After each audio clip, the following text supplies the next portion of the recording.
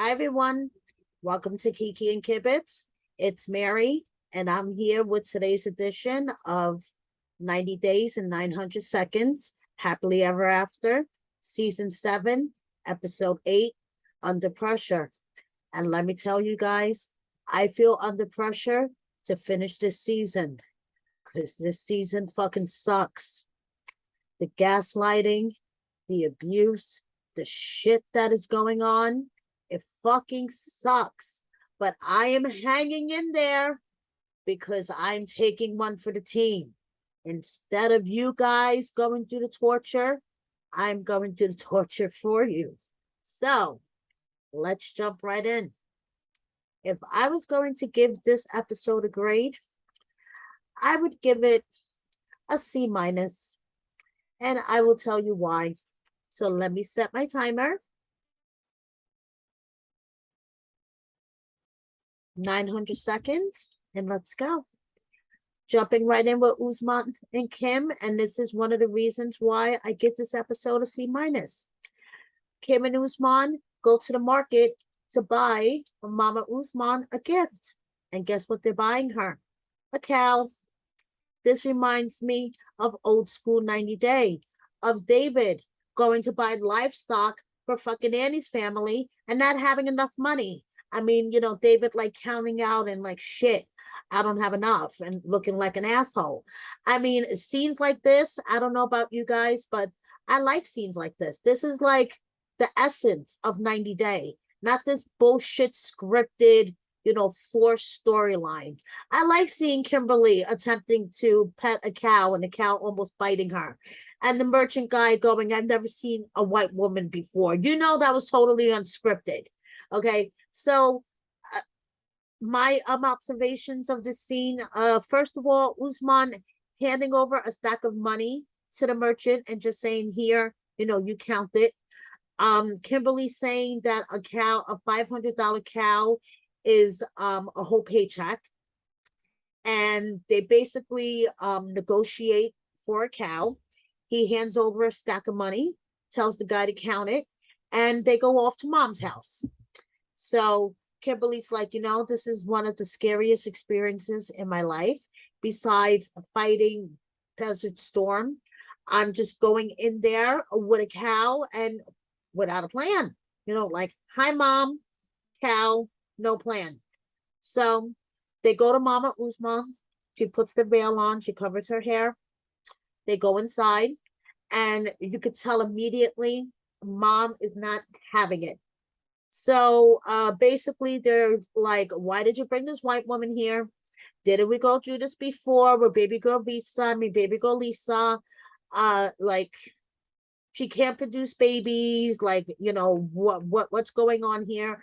The mom basically says straight to her face, I could get you a young woman, from the village. Like, why do you keep doing this? And then knock, knock, knock at the door.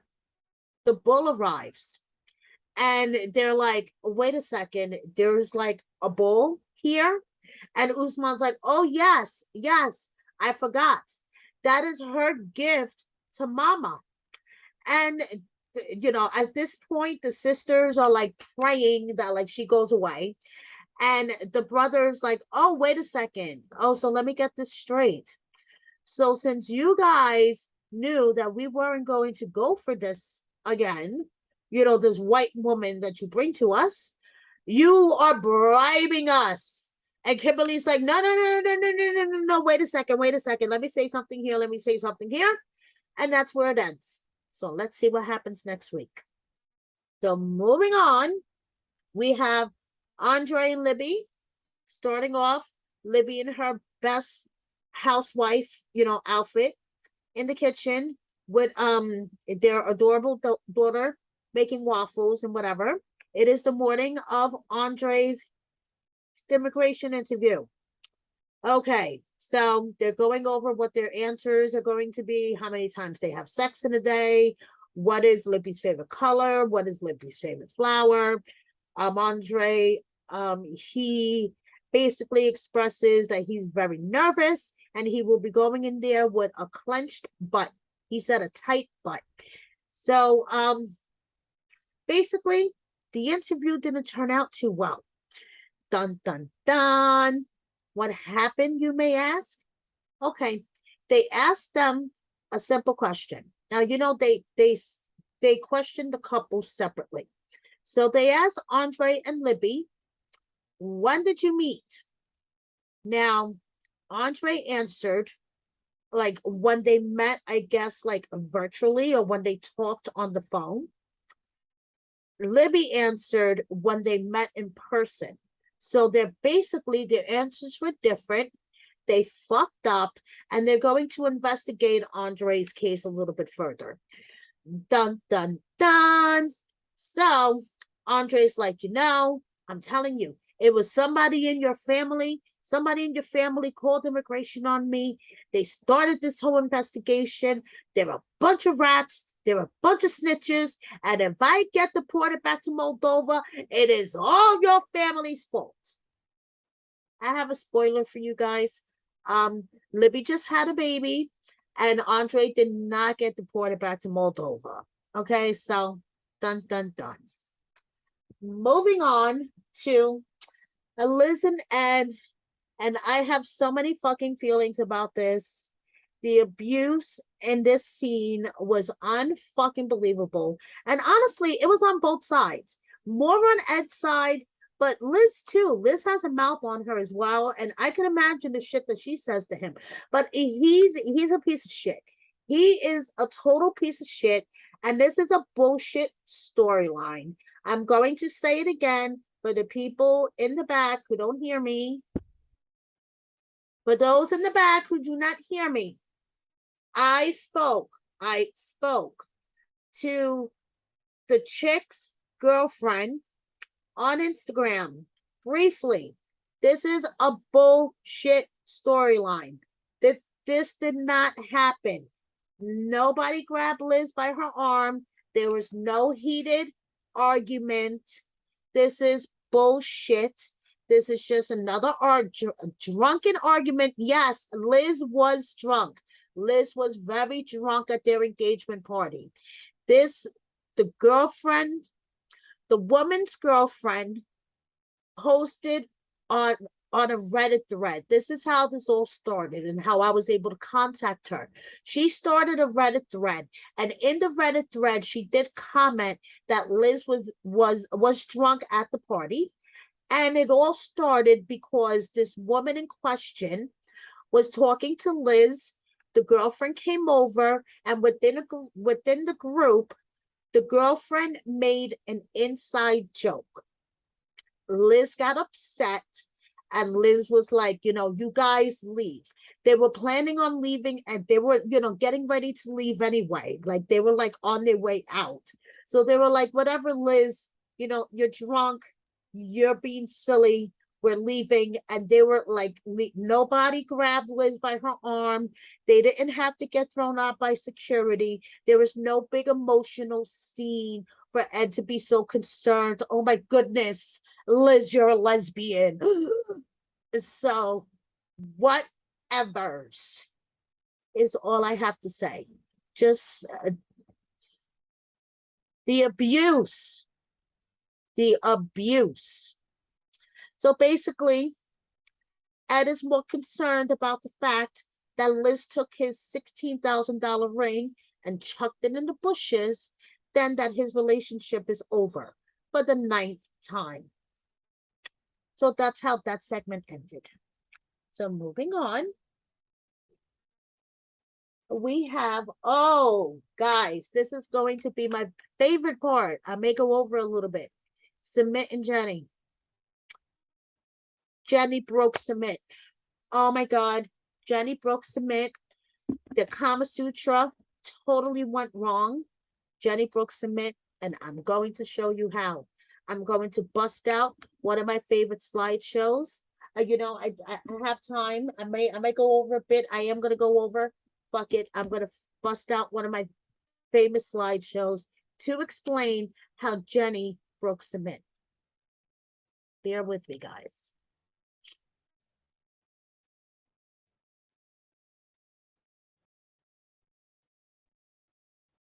Okay. So you remember last week they did their Kama Sutra class.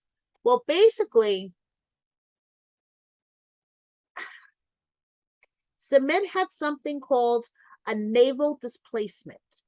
And a navel displacement is basically when your navel goes at a place in your body, and it's a common problem, and it causes acute pain around the belly button area. And it could cause problems like stomach pain, vomiting, constipation, or nausea. Navel displacements are also common in children.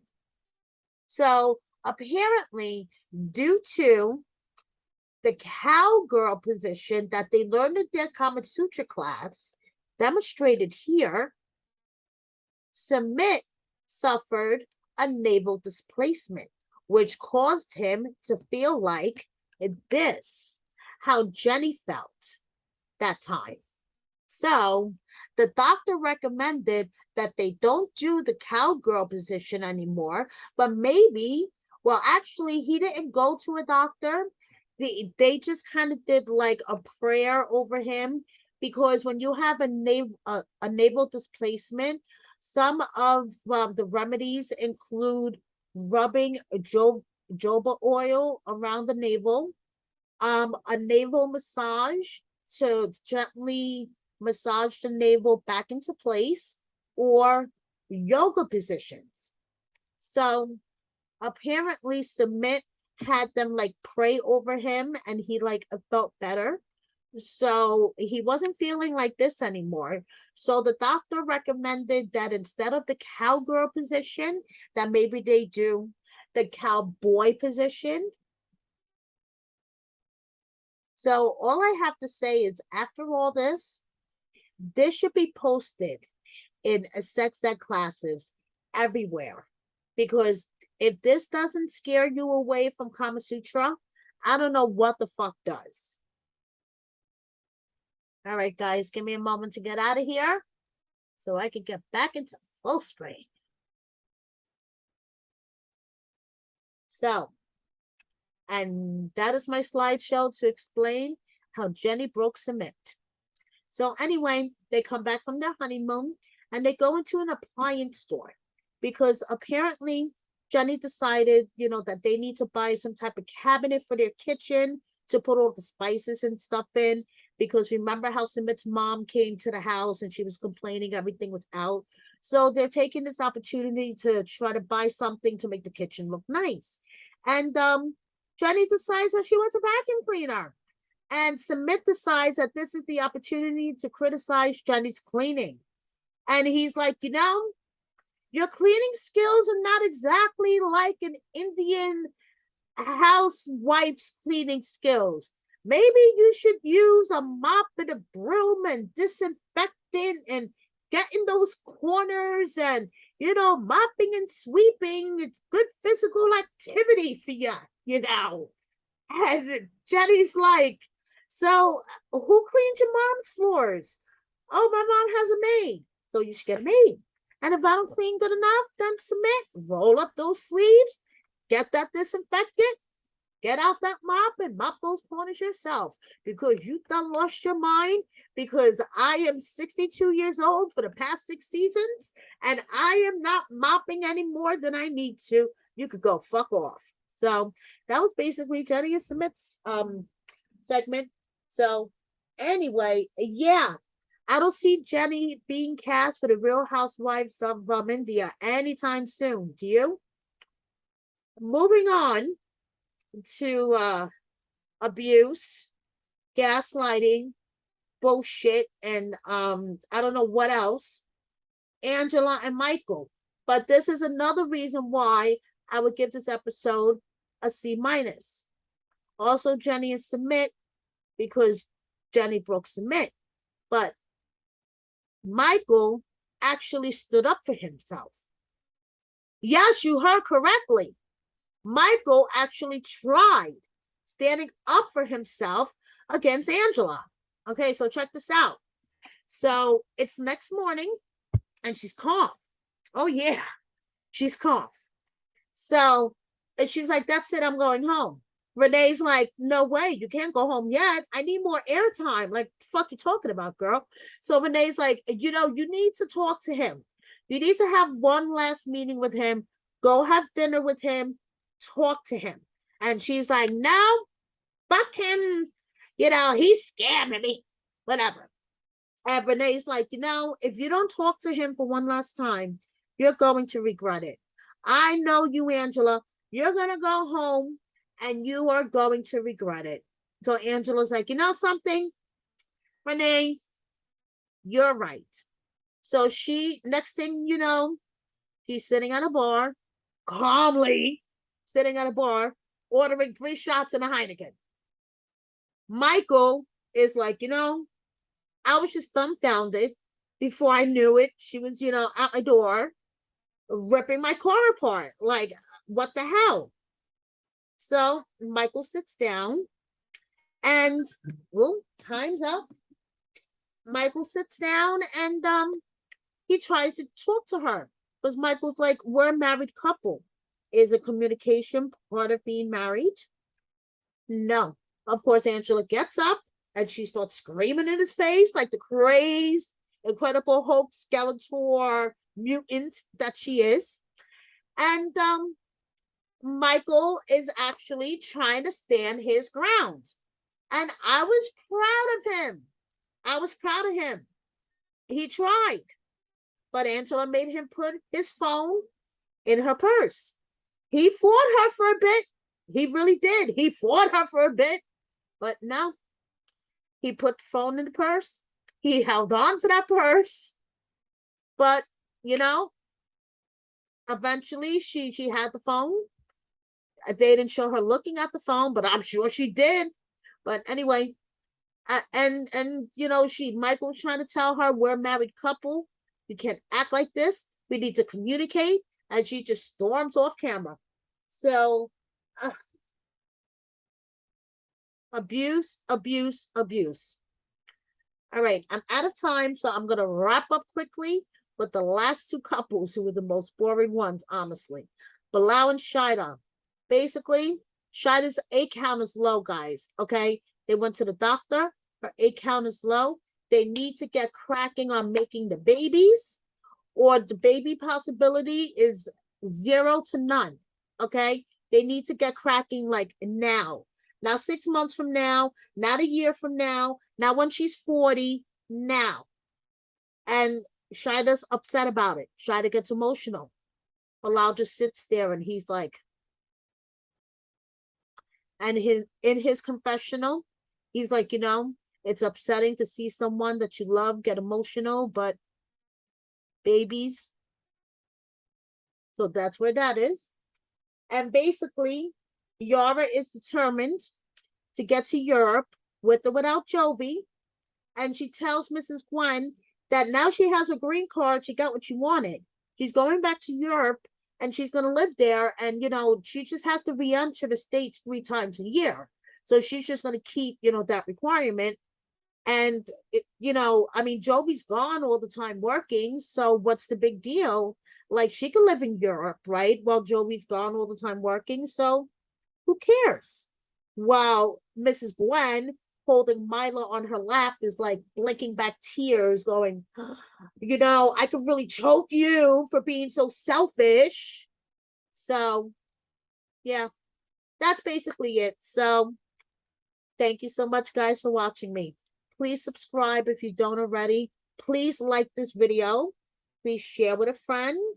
And if you feel so inclined, hit the thanks button right there. Thank you so much. See you next time. Bye.